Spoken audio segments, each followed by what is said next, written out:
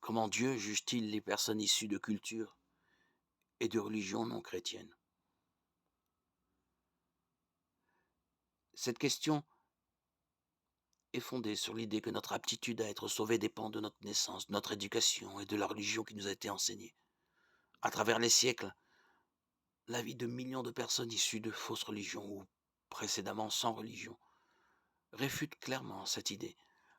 Le ciel n'est pas la demeure éternelle de ceux qui ont eu la chance de naître dans une famille chrétienne et dans un pays libre, mais de tous ceux qui sont venus à Christ, de toute tribu, de toute langue, de tout peuple et de toute nation. Apocalypse 5:9. Les hommes de toutes les cultures et de toutes les époques historiques sont sauvés de la même manière.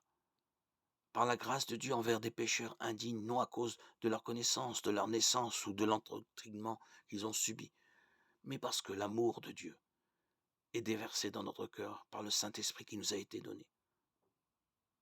Romains 5:5. Certains semblent ignorer les Écritures et l'enseignement de Christ, mais ils ne se sont pas privés de la connaissance du bien et du mal, ni de l'existence de Dieu. Romains 1:20 dit en effet: les perfections invisibles de Dieu, sa puissance éternelle et sa divinité se voient depuis la création du monde. Elles se comprennent par ce qu'il a fait. Ils sont donc inexcusables. Le vrai problème n'est pas que certaines personnes n'ont pas entendu parler de Christ, mais qu'ils ont rejeté ce qu'ils ont entendu et ce qu'ils voient clairement dans la nature. Deutéronome 4:29 affirme: de là tu chercheras l'Éternel ton Dieu, et tu le trouveras si tu le cherches de tout ton cœur et de toute ton âme. Ce verset enseigne un principe important. Tous ceux qui cherchent sincèrement la vérité la trouveront. Toute personne qui aspire sincèrement à connaître le vrai Dieu, Dieu se fera connaître à elle. Les adeptes de fausses religions croient tous qu'ils sont sauvés par leur œuvre. S'ils s'imaginent qu'ils pourront satisfaire un Dieu saint et parfait en respectant des règles et des lois, Dieu les laissera poursuivre leur effort d'auto-justification avant de les juger comme ils le méritent.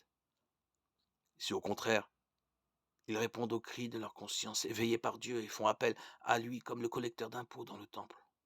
Ô Dieu, aie pitié de moi qui suis un pécheur. Luc 18, 9, 14.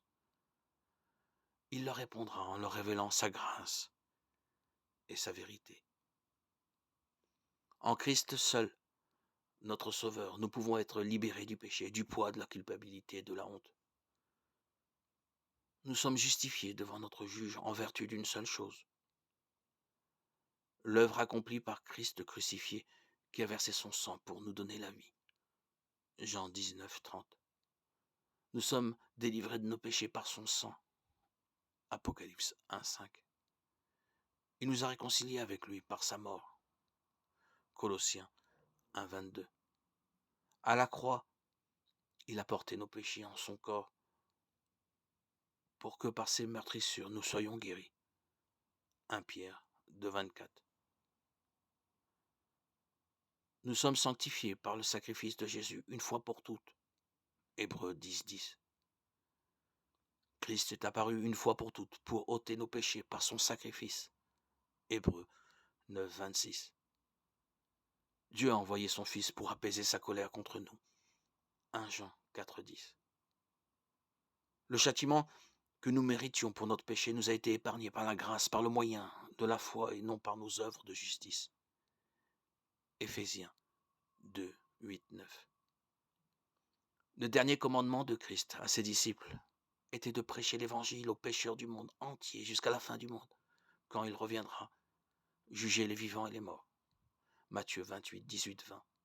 2 Timothée 4, 1. Là où le Saint-Esprit ouvre les cœurs, Dieu enverra ses messagers pour les remplir de sa vérité. Même dans les pays où la loi interdit de prêcher Christ, Dieu parvient néanmoins à se faire connaître à ceux qui cherchent sincèrement la vérité, notamment via Internet. Les récits d'églises, de maisons en Chine, de conversion à Christ en Iran et dans d'autres pays musulmans, et de l'avancée de l'Évangile dans les régions les plus isolées du monde, attestent de la puissance infinie de l'amour et de la miséricorde de Dieu.